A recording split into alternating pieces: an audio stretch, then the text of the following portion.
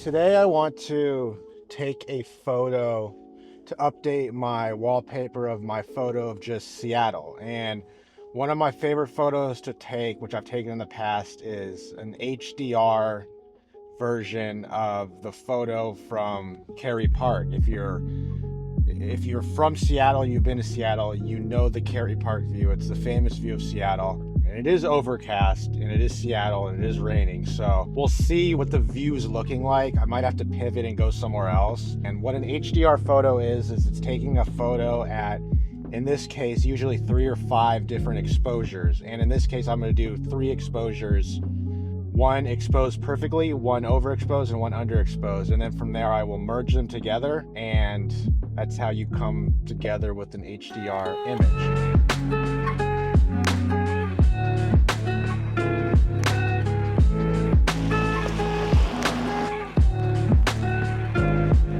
All right, so there's a little bit of visibility of the city, but what my settings are is shutter speed 250, f2.0, ISO 250, and that'll be the first picture I take. Bring the shutter to now, and I'll bring the shutter down to about 60 for the overexposed image, 500 for the underexposed image. It is raining so much right now. I'm not even sure my cameras can handle what I just did, but I was able to get a bracketed shot. It's not going to turn out exactly how I envisioned it to replace the shot, but this will be a good tutorial to just show how to make an HDR photo.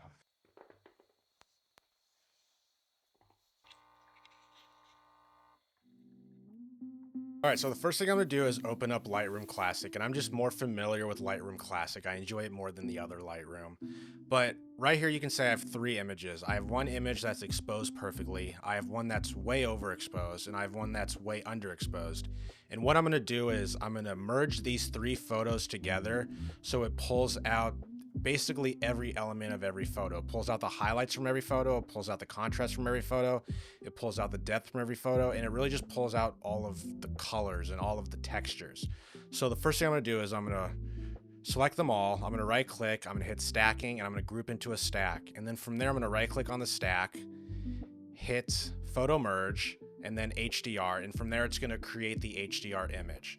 So as you can see, it created the HDR image, and I'm gonna hit merge. And from there, it's gonna take those 3 images and merge them together into one image, which is gonna be a new image, which is where I'm gonna start the color correcting process to make this look like my type of style, type of film looking shot. So as you can see, this is the 3 images that are merged together, and now I'm gonna start the color correction process.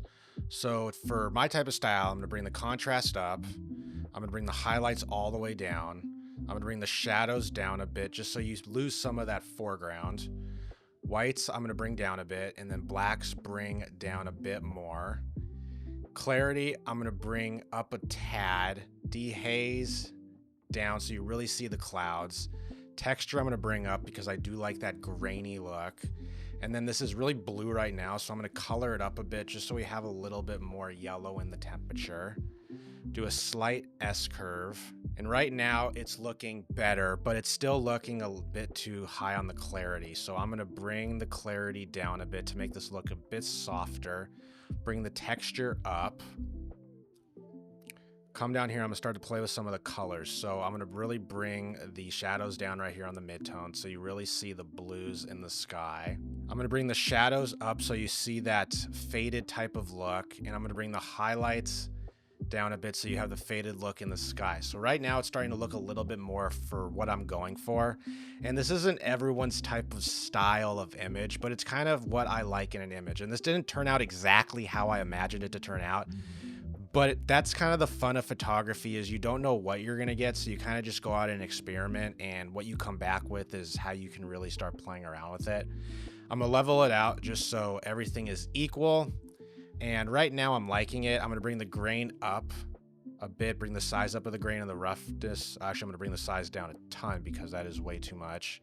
And the amount down so you really see the grain in the image. I'm gonna come up here to the temperature, and I'm gonna bring it up so it's a little bit more yellow so you kind of get that faded type of look. And this is what it looks like after. and this is the before. So you can see it's quite different of an image, but that's kind of the fun of going out and just capturing whatever is I like the saying that you can take a picture and then you can create a picture. And a lot of times with the Fuji X100VI, I just take the picture because I've created the look I want within the camera. But sometimes I want to shoot raw. And for this case, in this matter, I shot all three of these images raw and then combined them together so I could really customize and play with the color in the post-production process. So in my opinion, this is really just not taking a photo. This is creating a photo. So like I said, before and after, I'm gonna make this a wallpaper on something, maybe my laptop for the time being. But with that, I hope you enjoyed this video. Make sure you hit that like button, hit that subscribe button, and go out and shoot, because you don't know what you're gonna get, and sometimes the post-production process makes all of the fun in the world. See you guys in the next video. Peace.